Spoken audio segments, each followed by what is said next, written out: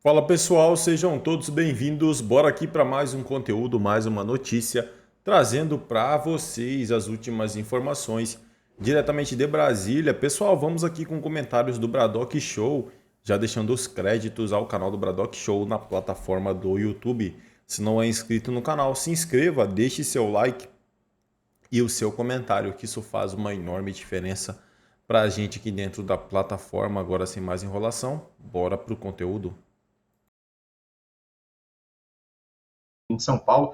A gente tem inclusive a nota aí, né, Cláudia? Pode colocar na tela, por gentileza, que foi divulgada pelo Hospital Sírio-Libanês aqui de São Paulo, onde ele está internado. O presidente passou mal durante a madrugada lá em Brasília, foi transferido para São Paulo. Ele teve uma hemorragia e aí foi transferido para São Paulo, onde passou por uma cirurgia de emergência.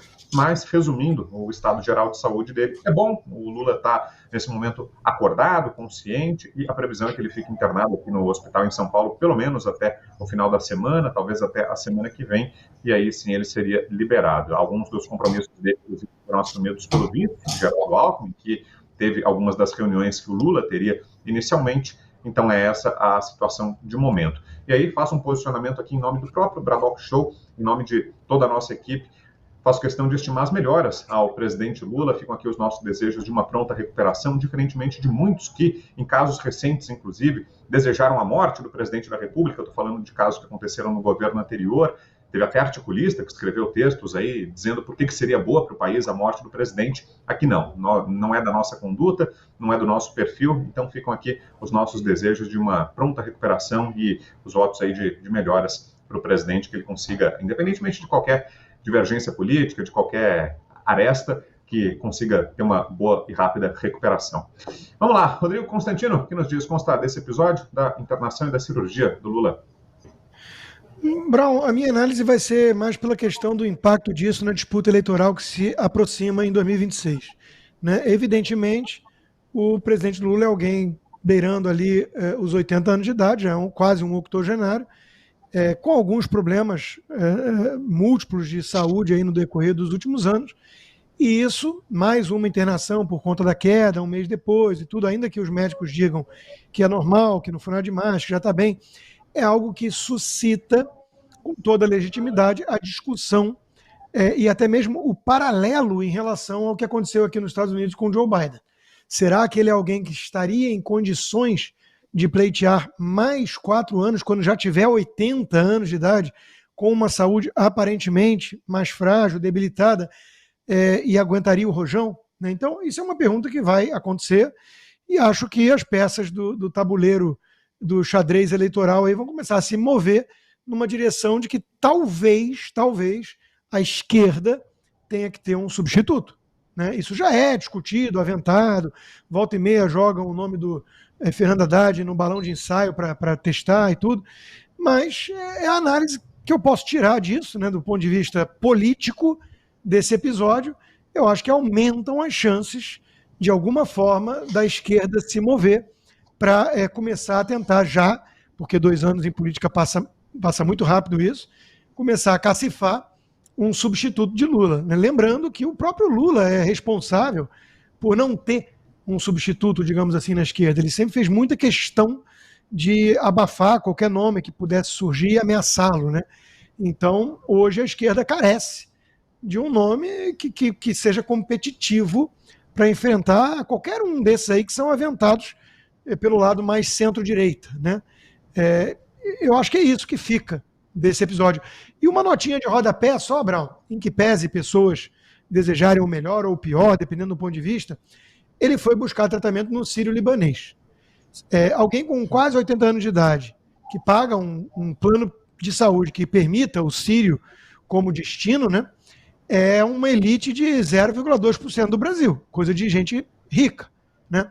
Eu só queria pontuar isso, porque uma vez mais mostra, né, que a esquerda gosta de fazer discurso em prol do SUS e tudo, mas na hora que a porca torce o rabo, eles, quando podem, né, buscam os mesmos hospitais e tratamentos que os magnatas, que os empresários, que os banqueiros que eles demonizam podem pagar com o dinheiro do próprio bolso, ganho, via de regra, no próprio mercado e não sendo político e sindicalista a vida inteira. Princípio. Proteção solar dermatológica. Olha só, algumas notícias, aliás, coloque na tela para a gente, Cláudio, do período em que Jair Bolsonaro foi vítima da tentativa de assassinato. Olha só os comentários que fez Lula na época. Aquela facada, para mim, tem uma coisa muito estranha. Essa facada foi muito estranha, aí a postagem dele. Uma facada que não teve sangue, que os seguranças, ao invés de protegerem o Bolsonaro, protegeram o esfaqueador. Esses foram os comentários do Lula na época em que Jair Bolsonaro levou a facada. Aliás, isso foi um ano depois quase, né? Estou vendo ali pela data, 13 de junho de 2019, quase um ano depois do crime, e Lula ainda estava questionando se houve ou não a facada em Jair Bolsonaro. Fabi. Esse é o nível, né, que nós temos hoje de um presidente que não teve um mínimo de coerência nem misericórdia. Mas a gente já não espera misericórdia mesmo de ninguém da esquerda, ainda mais dessa linha aí, né, da esquerda antiga, os cabeças brancas, que realmente pregam o que o Constantino acabou de falar. Mas além de ser atendido no Sírio, gente, ele teve o deslocamento, o luxo de sair do Sírio de Brasília, que eu com toda certeza tenho certeza que tem condições muito boas para fazer aquele tipo de cirurgia, mas não, ele ainda teve esse custo adicional, né, de vir para São Paulo junto com a Janja. Então, primeiro é isso, né, uma realidade exposta de que, primeiro parece que eles não têm alma, e quando tem segundas e terceiras chances, para mim é inacreditável o Lula 3, para mim realmente isso é um baque, né, isso eu acho bastante estranho. A gente não tem nada de novo, né, tem ele, mal de saúde, então aquelas fotos fabricadas, fakes, né, de nossa, que garanhão, que isso, que aquilo, não está acompanhando, porque a realidade, ele já tem idade, e também é uma pessoa que nunca priorizou a saúde, né? Todo mundo sabe aí que ele teve problemas severos, eu não preciso nem dizer com o quê, mas teve, é constatado. E também, né, por ter essa vida boa à custa dos outros. Não é possível que isso não pese, né? Deve pesar, gente. Então, eu não consigo ter o teu coração, viu, Vitor? Acho que eu preciso orar um pouco mais, pedir para Deus um pouco mais de misericórdia, porque, sinceramente, quando eu lembro e sei das coisas que o PT fez no Brasil e continua fazendo, sem o mínimo de misericórdia, que eu posso apontar os presos do 8 de janeiro, né, que agora na Paulista tem uma manifestação mequetrefe, todos tomando chuva, né, anistia não, esse pessoal aí, né, que não tem misericórdia nenhuma. Então, certeza que Jesus é melhor do que eu, quem sabe eu melhoro no futuro, mas por enquanto eu não consigo ter isso não. Ô Silvio, só antes do seu comentário, o Manuel, nosso diretor, está avisando aqui que ele te encontrou, mas esqueceu de te levar o seu boné, mas falou que em breve vai chegar aí, tá? Fica tranquilo que a gente vai dar um jeito de fazer chegar aí para você o seu. Essa internação do Lula, hein, Silvio? Como você analisa? O Brown, eu vou seguir o fio que o Rodrigo deixou. Eu acho que sempre que a saúde de um presidente da República apresenta risco, inevitavelmente o debate sobre a sucessão acontece no país. E claro que ele vai ser antecipado. Já tem gente na folhinha, no calendário, contando prazo, contando datas. Até porque a pergunta que fica, e ela é inevitável, a gente deseja melhor assim a qualquer adversário político, porque eu acho que a disputa política ela se faz dentro de campo. Então a gente quer vencer dentro de campo, mostrar que temos ideias melhores dentro de campo. Mas o ponto é, o Lula tem uma idade já um pouco avançada, problemas de saúde, e a cronologia mostra que eles vão se acentuando, ele apresenta sinais de declínio nas últimas falas, nas últimas aparições públicas. Inevitavelmente, a pergunta que fica e se ele se reelegesse, por exemplo? O que é que poderia acontecer lá na frente? E aí, eu acho que eu trago um ponto aqui, concordo com o Rodrigo, porque o PT não tem sucessor, porque o Lula nunca permitiu que um sucessor acontecesse.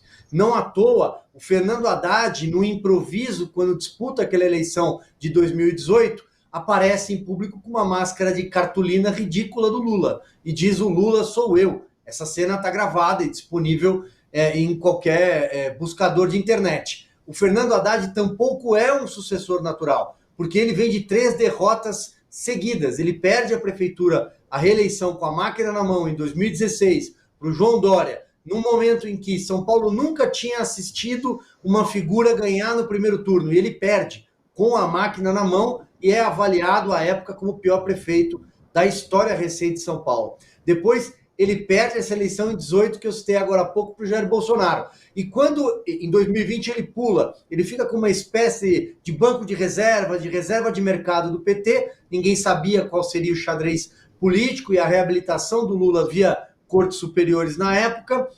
O Gilmar Tato tem o pior desempenho de novo para a Prefeitura de São Paulo em 20, ele volta em 22 e perde o Palácio dos Bandeirantes para o Tarcísio de Freitas. Ou seja, ele não tem um retrospecto bom na urna. Então não acredito que seja um sucessor natural. E olhando para a economia, tampouco é uma vitrine que o credencia hoje, à luz do hoje, para suceder o Lula. Então eu acho que o PT não tem um nome, a esquerda não tem um nome. Talvez o Guilherme Boulos poderia aparecer, mas foi outro fiasco. Então eu acho que esse é o cenário que se desenha. E o Geraldo Alckmin, que me desculpe, mas não é um sucessor para ninguém, né? Ô, Hélio, e um outro ponto é que com esses problemas de saúde, a possibilidade de que o Lula fique mais recluso ou reduza a agenda, reduza o ritmo, até eventualmente por recomendação médica, pode abrir espaço ainda mais para a Janja no governo. Será que não, Hélio? Não tem esse risco de um protagonismo ainda maior da Janja com o Lula aí no departamento médico, meio baqueado? Será que não corre o risco de a primeira-dama ganhar ainda mais protagonismo, Hélio? O risco, e eu suspeito até que os memes do Alckmin se aquecendo estão bem aquecidos, né? Porque, vamos lembrar primeiro, né? Como você falou, o Lula questionou a facada do Bolsonaro, mas essas questões de saúde com figuras públicas sempre tem algum mistério, né? A gente não deve esperar 100% de verdade, não.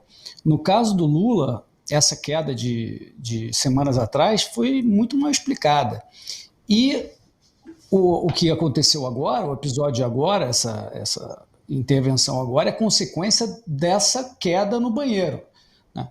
Então, o fato do Lula ser notoriamente, talvez seja isso que a Fabi estava querendo dizer, um grande apreciador de bebidas alcoólicas, está gerando uma especulação muito grande, né? E o fato do Dr. Calil ser um profissional sério, sem dúvida um profissional brilhante, não necessariamente significa que ele não esconderia, não omitiria, ou não mentiria até sobre o estado de saúde do Lula, se ele quisesse, né?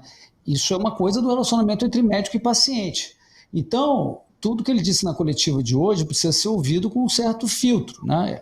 O Rodrigo citou o episódio do Biden, que é ilustrativo. Eu, como sou o mais velho aqui da nossa live aqui, eu me lembro do episódio do Tancredo, presidente eleito em 1985, né, quando os médicos esconderam a gravidade da diverticulite que matou o Tancredo e participaram de um episódio macabro de enganação pública, né? Já estava o Sarney empossado como presidente, né? Porque o Tancredo tinha sido internado, e aí alguns dias depois da posse do Sarney aparece o Tancredo num sofá com um tímido sorriso, assim, olhos semicerrados, do lado de médicos assessores, e aí depois ele descobriu que atrás do sofá escondido estavam os tubos, os outros médicos, uma opção de médico, e o Tancredo acabou falecendo alguns dias depois. Então, eu não descarto de forma alguma uma debilitação acentuada do estado de saúde do presidente, o que vai dar margem para Janjas, sim, e eventualmente o Alckmin no aquecimento. Bom, a gente já volta aqui com os parceiros. É isso aí, pessoal, e vamos aqui para mais uma notícia. A presidente eleita da OAB critica a atuação do STF e defende limites ao judiciário. Leonardo Sica também faz críticas ao modelo de julgamento adotado contra os alvos do 8 de janeiro. Leonardo Sica, presidente eleito da Ordem dos Advogados do Brasil em São Paulo, criticou a atuação do Supremo Tribunal Federal em declarações recentes, apontando um desequilíbrio institucional evidente devido ao que se classificou como uma interferência excessiva do judiciário nas esferas públicas. Sica defendeu a necessidade de impor limites claros ao poder do STF, propondo a adoção de mandatos para os ministros da Corte e a redução do alcance do foro privilegiado. O presidente eleito também questionou o modelo adotado pelo STF nos processos referentes aos atos do 8 de janeiro.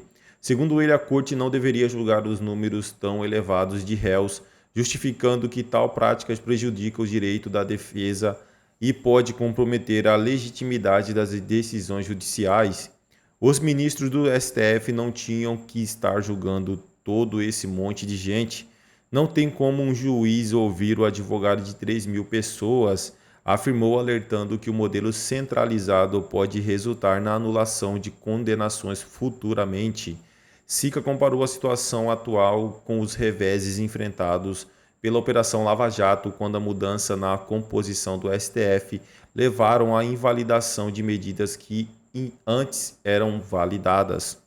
É isso aí, pessoal. Agradeço a vocês pela companhia. Se não é inscrito no canal, se inscreva, deixe seu like e o seu comentário, que isso faz uma enorme diferença para a gente aqui dentro da plataforma. Não se esqueçam também, pessoal, de comentar aí de qual cidade vocês estão nos assistindo. Desde já agradeço. Valeu!